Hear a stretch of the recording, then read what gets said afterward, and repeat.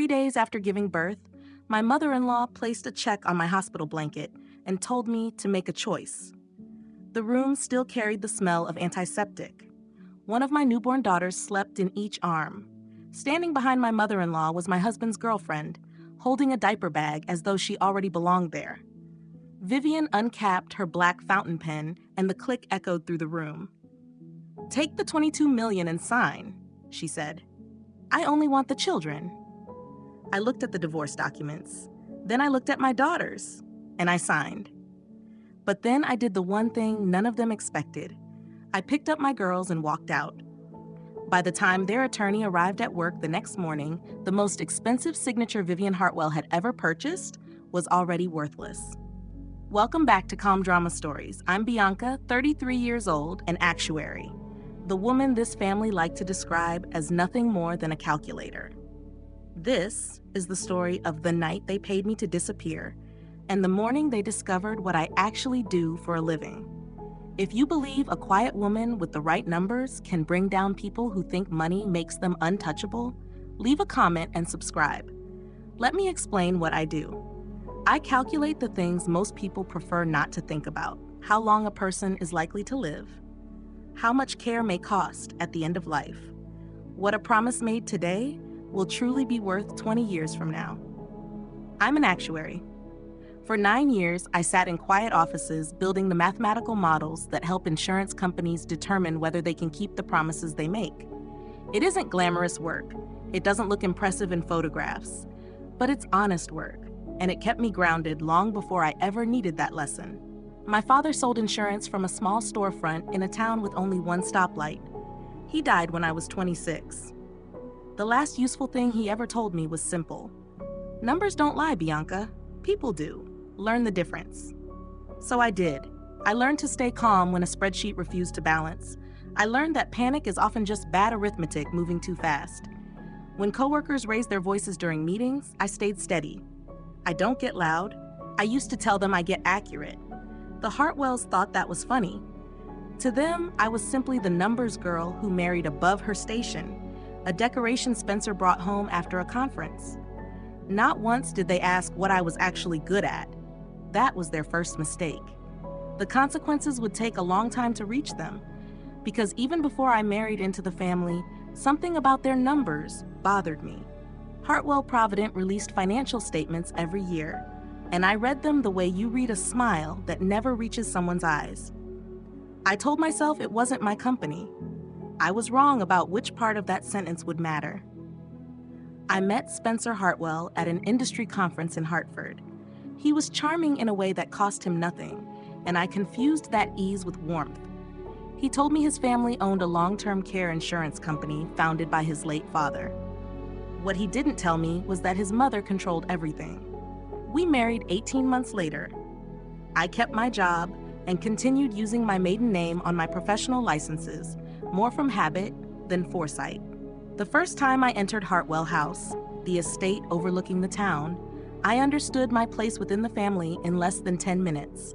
Vivian greeted me with a cheek that barely touched mine and a smile that seemed to file me away into a category. The entire house carried the scent of lavender, so strong it felt embedded in the walls. Walter, her late husband, had been gone for years, yet his portrait still hung above the staircase like he remained in charge. In reality, Vivian ruled everything in his name. The board listened to her. Spencer listened to her. I learned to be pleasant and forgettable at family dinners, which suited me perfectly. I'm not a performer.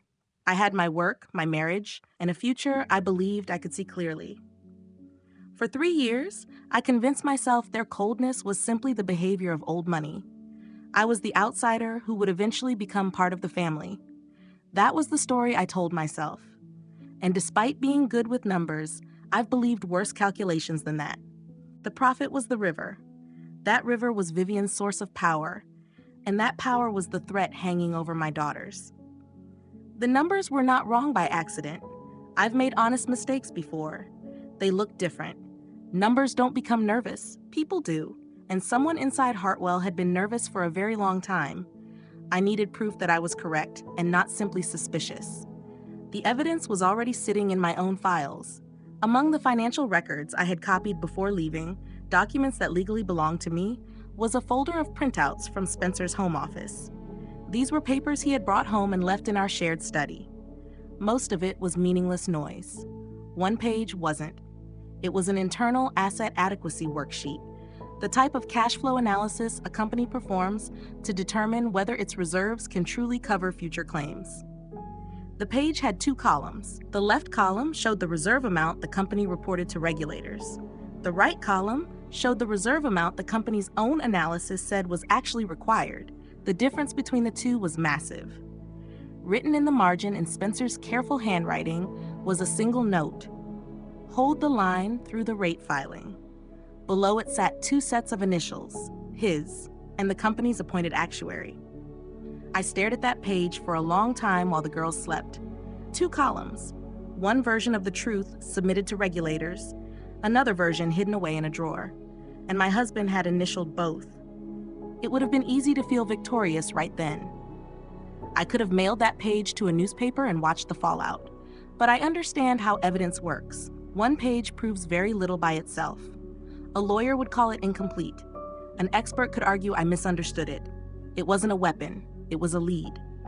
To make it matter, I had to rebuild that reserve gap myself using only public filings, documents available to anyone willing to do the work.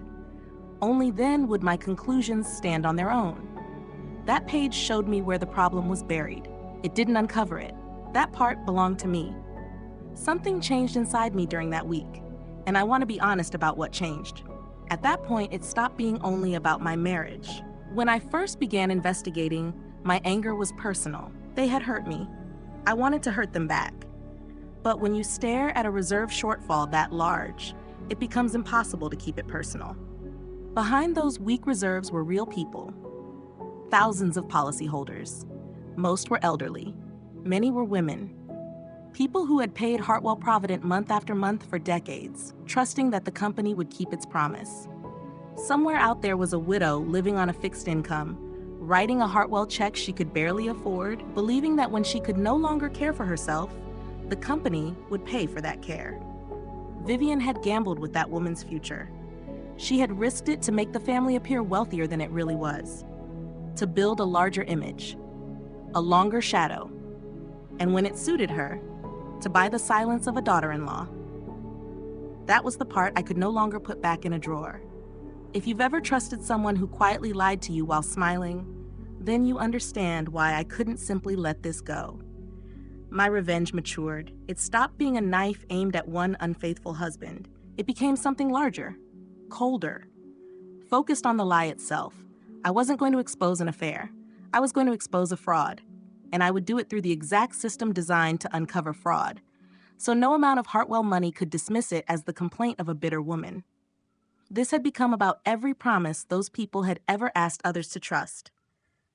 Stay with me and subscribe, because the reckoning was closer than they realized. I needed guidance from someone who had walked this road before. So I went back to Ruth. We sat at her kitchen table while the girls played in a playpen nearby, and my research covered the table between us. I watched the eyes of a retired regulator move carefully across every page. She stayed silent for a long time. Finally, she said, "You built this clean." Then she looked up. "But the next step has to be done exactly right, or they'll bury you in procedure." Then she showed me the map. An actuary with a credible, documented concern about an insurer's financial health can bring that concern to the state insurance department. If the concern proves valid, the commissioner can open a formal financial examination. Examiners can demand working papers and internal analyses, the same kinds of documents that page in my files came from. If the examination confirms inadequate reserves, the commissioner can ask a court to place the company under supervision. Conservation first, possibly rehabilitation afterward, where the state takes control and attempts to stabilize the company. And if that fails, liquidation. She explained the timelines, the thresholds, what events triggered each step and approximately when those steps would happen. She never wrote a single line of my analysis. She didn't need to. That part was already finished. What she gave me was better than a weapon. She gave me a blueprint, a map showing exactly where the load-bearing wall stood. understand something, Ruth said, tapping the reserve shortfall figure. If you're right, you won't have to do anything to them. You'll only have to show the right people the truth. The truth will do the rest. I looked at the number I had rebuilt entirely from public information, the one that no longer depended on the worksheet in my drawer. It matched. The public math and the hidden math agreed. At that moment, I knew it was real. Then came the long part, the part nobody ever films. The weeks where revenge looks exactly like homework. I used some of the Hartwell money for the only purpose it truly served, buying me time and the tools to do this correctly. I licensed the data I needed. I purchased industry tables. I rented a desk in a quiet office because I wasn't going to build a fraud case from a kitchen table. Night after night, while Posey and Wren slept in the next room, I rebuilt Hartwell Provident's true reserve position from the ground up using only public information. Filed statements, industry guidelines, mortality studies, lapse rate studies, everything available to any qualified professional. I didn't cut corners. I couldn't, because I knew exactly who would eventually read my work. I tested my assumptions. Then I tested them again under harsher conditions. I documented every step the way you do when you expect a hostile expert to challenge every line. The perfectionism that had made me lonely for much of my life. The excessive responsibility people joked about. My inability to accept numbers that were merely close enough. For the first time, none of it felt like a flaw. For the first time, it was exactly what I needed. When I finished, I had a reserve adequacy analysis that any regulator could review line by line. It stated, in calm professional language, that Hartwell Provident carried a reserve shortfall worth hundreds of millions of dollars, and that its public appearance of solvency was, in plain terms, a story. I built it so carefully that even Hartwell's own appointed actuary, the man who had initialed that worksheet, couldn't stand up and call it a guess. Because it wasn't. Spencer found me before I filed. I should have expected that. People who fear consequences often sense them approaching long before they arrive. One evening, he appeared at my rented office looking older and more tired than the man I married. In 20 minutes, he tried being 3 different people. First, he was the husband. He said he missed me. He missed the girls. He had made mistakes. I let those words die where they landed. Then he became the negotiator. There was more money available. If I signed something cleaner and moved on, the offer could be larger than before. I nearly laughed. When neither approach worked, the third version appeared, the version Vivian had raised. "You need to stop digging, Bianca," he said quietly. The words were calm. The meaning wasn't. Whatever you think you're doing, stop, for your own good. And there it was. He hadn't mentioned custody once. Not once. A father fighting for his children talks about his children. Spencer talked about stopping the investigation. He wasn't afraid of losing the twins. He was afraid of what I might uncover with a license and a spreadsheet. Because his initials were sitting at the bottom of a page he hoped I had never understood. "I'm not digging," I told him, which was almost true. "I'm finishing." He stared at me. For a moment I saw genuine fear, and I felt nothing soft in response. He came to buy my silence. Instead, he confirmed that my silence was worth buying. That told me 2 things. My analysis was right, and the one person inside the company who truly understood how bad the situation was had become too frightened to do anything except plead. I almost felt sorry for him. Almost. The process no longer needed me. It moved forward on its own, carrying a momentum that no amount of lavender, reputation, or family legacy could slow down. Vivian had spent her entire life building a name that lasted a century. It took the state only 9 business days after opening its examination to ask the company the one question it had spent a generation avoiding.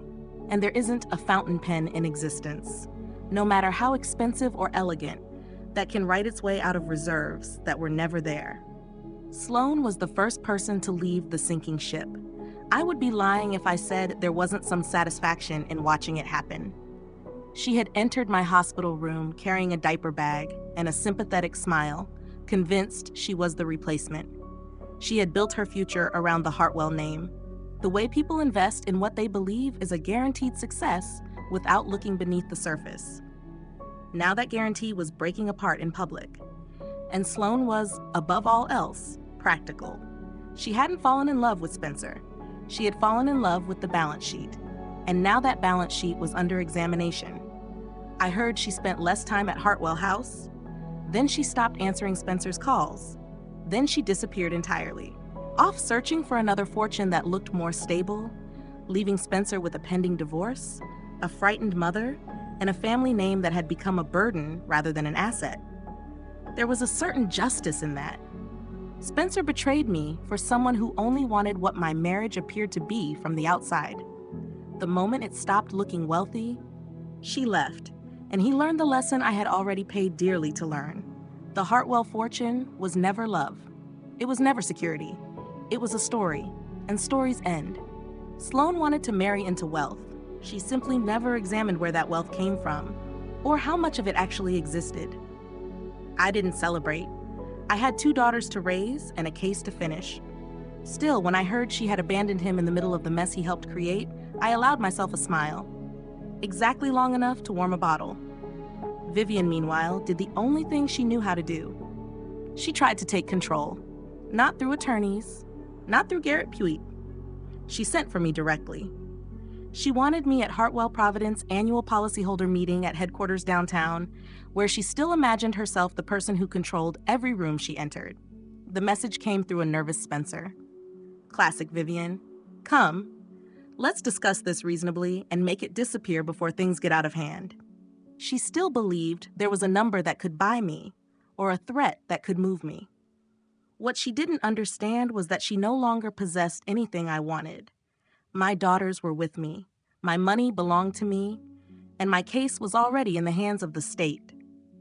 She was inviting me to a negotiation that had ended weeks earlier in a post office parking lot when my hands finally stopped shaking. So I accepted, not because she still had power over me, because I wanted to be there.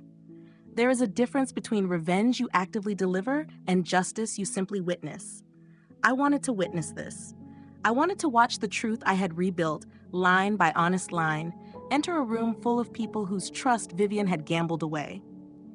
She thought she was gathering everyone to control the ending. Instead, she was preparing the stage for it. I chose something simple to wear, the same kind of clothes I always wear. The clothes of a woman who works with numbers and doesn't need a costume. Then I arranged childcare for the girls and drove downtown. The meeting took place in the large hall on the ground floor of Hartwell Provident headquarters, the kind of room designed to make people feel secure about their money. Rows of folding chairs, a small stage, a banner displaying the company's 100-year seal, and most importantly, the people. The actual people. The policyholders. Many had gray hair. Many were couples who had owned those policies longer than I had been alive. Some leaned on canes. One woman near the front held a folder filled with statements as though it were a life preserver. These were the people behind the reserve numbers, the retirees, the widows, the people Vivian's deception had quietly placed at risk. Seeing them in person made my resolve become very calm and very firm. There were reporters as well, a few local journalists. Solvency rumors attract attention the way approaching storms do.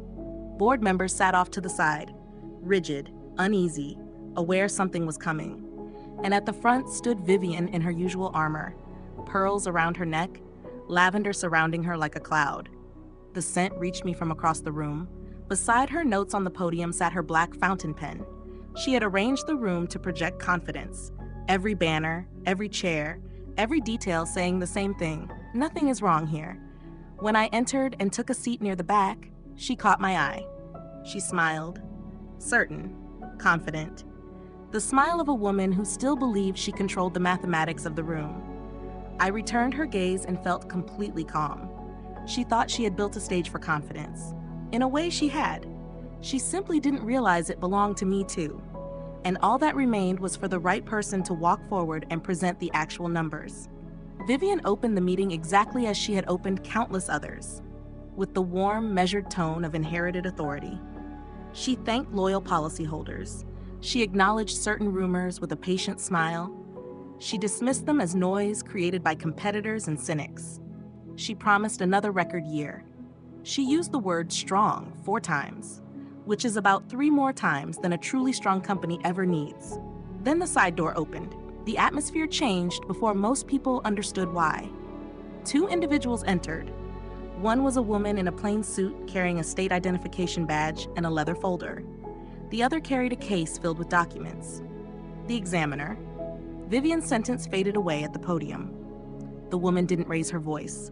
Regulators rarely do. She introduced herself by title and calmly announced that following the financial examination of Hartwell Provident, the commissioner had petitioned the court. The company was being placed under state supervision immediately. New business was suspended pending further proceedings. She delivered the information the same way I would have. Directly, calmly. As a fact, that was already true. A ripple moved through the room. The woman holding the folder of statements pressed it tighter against her chest. Board members stiffened. One reporter immediately began writing. And Vivian stood frozen behind her podium. Her speech about record performance still unfinished, while the actual record arrived inside a leather folder carried by a stranger. For several long seconds, nobody moved. The 100-year seal hung above her head. Suddenly, it looked different. The strength she had dressed the room in had no reserves beneath it, and in front of everyone she had misled, the foundation was finally giving way. Then Vivian broke. Pay attention to who remained calm and who lost control, because that reversal was the entire point. She did not respond gracefully.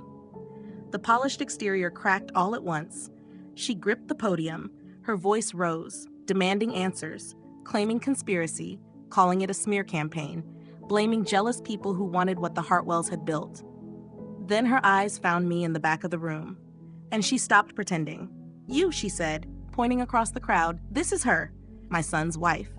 She reached for the fountain pen on the podium as if signing something could somehow fix the situation. But her hand shook so badly that the pen only dragged a streak of black ink across the page. It refused to write. The same pen that clicked so confidently above my hospital blanket could no longer leave a proper mark. I stood. The room deserved to see who was answering. I walked toward the front at an unhurried pace, the pace of someone who no longer needed to fight. Reporters turned. Policyholders turned. I stopped a few feet away and spoke in the same tone I always use. I don't raise my voice. I never have. Quietly, so the entire room could hear, I said, "I don't get loud. I get accurate." Vivian opened her mouth to respond. I continued, "You said I was never family, only a line item. You were right. So I reviewed the entire ledger, and the line that doesn't balance belongs to you." Someone in the crowd gasped. $22 million for 2 signatures, I said. "You called it the cheapest purchase you'd make all year." It turned out to be the most expensive one because all it bought was a motivated actuary with time on her hands. But the people who mattered to me in that room were never the Hartwells. I turned away from Vivian to make that clear. The woman in the front row, the one holding her statements, stood and asked the only question that truly mattered. The same question I had carried for months. Is our care money safe? The entire room focused on the answer. Vivian had none. She had spent 2 decades making sure she would never have to provide an honest one. So I answered. I explained the truth plainly, the way my father taught me. The company had not reserved enough money to fulfill every promise it made. That was real, and policyholders deserved to know it. But the supervision they had just witnessed was not the disaster. It was the protection, the state stepping in for the exact purpose of protecting them. I explained how rehabilitation works, how policies are preserved whenever possible, how state guarantee associations exist as a safeguard for situations exactly like this, so that a widow living on a fixed income does not lose the care she spent 30 years paying for. I stood between frightened policyholders and the family that had gambled with their trust. And for the first time in that company's history, someone at the front of the room was speaking on their behalf. The examiner beside me gave a small nod. My analysis and her findings had been telling the same story from the beginning. And more than any speech, that was the moment it truly ended. Not because Vivian was embarrassed, but because the people she had sacrificed finally heard the real numbers spoken aloud in daylight. The quiet calculator they had discarded turned out to be the only honest accounting the family had left. The collapse happened quickly after that. It usually does once the load-bearing structure is removed. Hartwell Provident moved from supervision into formal rehabilitation. The state took control. The books were opened completely. The appearance of strength disappeared almost overnight. And with it went the family's paper fortune. Everything had been tied to a company that had quietly been insolvent for years. The trust Vivian had funded through decades of dividends now faced clawbacks and recovery actions. Money that never should have left the company was being pursued. Hartwell House itself, pledged against the empire, slipped beyond her control.